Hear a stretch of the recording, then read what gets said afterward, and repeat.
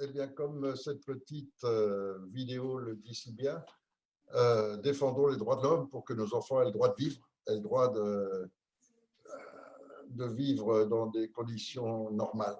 Et là, aujourd'hui, c'est mal parti. Alors, on va un petit peu parler des informations de la journée. Il n'y en a pas beaucoup, mais il y en a une qui est assez marquante. C'est cette fameuse déclaration du professeur Raoult, qui confirme bien qu'il n'y a jamais eu de pandémie, que chaque année, il y a la grippe, chaque année, le coronavirus y est associé, puisque c'est lui le principe même de la grippe. Et donc, depuis 200 ans, il y a des grippes tous les ans, et que cette année, elle est devenue différente uniquement sous l'impulsion de la publicité. C'est la puissance de la publicité qui a créé une nouvelle maladie, qui en fait est la même que tous les ans. Et ce qui montre bien la puissance de la publicité, ce qui montre bien la servilité des peuples qui ont accepté la prison, le confinement, et puis maintenant la muselière.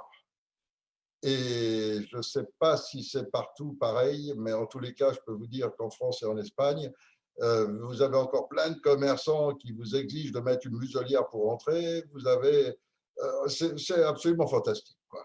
Et le professeur Raoult, qui est quand même le numéro 1 mondial de l'infectiologie, est le premier à en rire, le premier à dire le ridicule que c'est. En attendant, tous les vieux stocks de masques. Alors, je peux vous dire les prix parce que moi, en qualité de responsable de clinique, je peux vous dire que j'en ai acheté des boîtes et des boîtes et des boîtes de masques. Ça vaut entre 2 et 3 euros la boîte de 100 masques. Ça vaut entre 2 et 3 euros la boîte de 100 masques et des masques chirurgicaux professionnels. Et aujourd'hui, je vois des boîtes à 25 euros la boîte de 50 masques. Je ne sais pas si vous vous rendez compte, je crois qu'ils avaient un stock absolument monumental de trucs et que là, ils sont en train de se gaver à vendre leurs masques 10 fois le prix que ça vaut.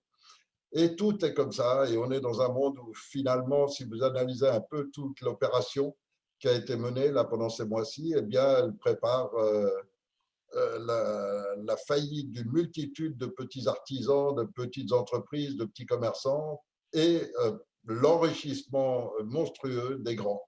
Parce que ce sont eux qui ont le droit de rester ouverts, ce sont eux qui continuent à fournir, ce sont eux qui ont tous les privilèges. Et donc, on voit qu'on assiste à une destruction totale de notre société et on y assiste impuissant sans que personne réagisse. On est juste, nous, quelques-uns, à avoir conçu une réaction et avoir conçu une réaction qui aille dans le bon sens. Et puis, on est parmi nous, beaucoup qui sommes parents et qui nous inquiétons pour l'avenir de nos enfants. Et quand on voit qu'aujourd'hui, le droit parental a été supprimé, ce qui est déjà la chose la plus extraordinaire. Depuis 5000 ans, le droit parental est un droit absolu chez l'humain, au point que ceux qui ont rédigé la Déclaration des droits de l'homme n'ont même pas pensé à en parler, tellement c'est une évidence absolue. Et il fallait une dictature comme maintenant pour retirer ce droit parental aux parents et que les gens l'acceptent en plus. Alors quand déjà les enfants ont perdu le droit d'avoir des parents, puisque dans le temps les enfants avaient un papa et une maman, hein. Je vous rappelle ça pour les jeunes qui ne savaient pas, mais il a existé une époque dans le monde où les enfants avaient droit à un papa et une maman. Et donc, ce droit, déjà, ils ne l'ont plus. Et puis maintenant, en plus, ils sont livrés à la franc-maçonnerie, à la République, puisque les parents n'ont plus de droits parentaux. Et si beaucoup de gens n'ont pas envie de réagir à ça et acceptent de livrer leurs enfants à la République dès l'âge de 3 ans, alors que de 0 à 6 ans, normalement, les enfants doivent être uniquement dans l'entourage familial et leur innocence devrait être totalement protégée jusqu'à l'adolescence au moins, on voit que tout est fait pour détruire tout cela. Et là, c'est vraiment une atteinte directe aux enfants, avec en plus des modifications au niveau du DSM, c'est-à-dire de l'analyse et de la justification des maladies mentales, où, à l'inverse de ce qu'ils ont fait pour le diabète ou le cholestérol, cette fois-ci, ils ont élargi les normes de façon à pouvoir ne pas classer autiste un tas d'enfants qui devraient l'être. Et en plus, ils inventent des nouvelles maladies aussi pour justifier, non, il n'est pas autiste, il est ci, il est ça, on trouve toujours des variantes. Tout ça pour que les chiffres ne soient pas trop affolants. Mais ils sont affolants quand on voit qu'il y a plus de 500 000 enfants autistes maintenant suite à la loi vaccinale.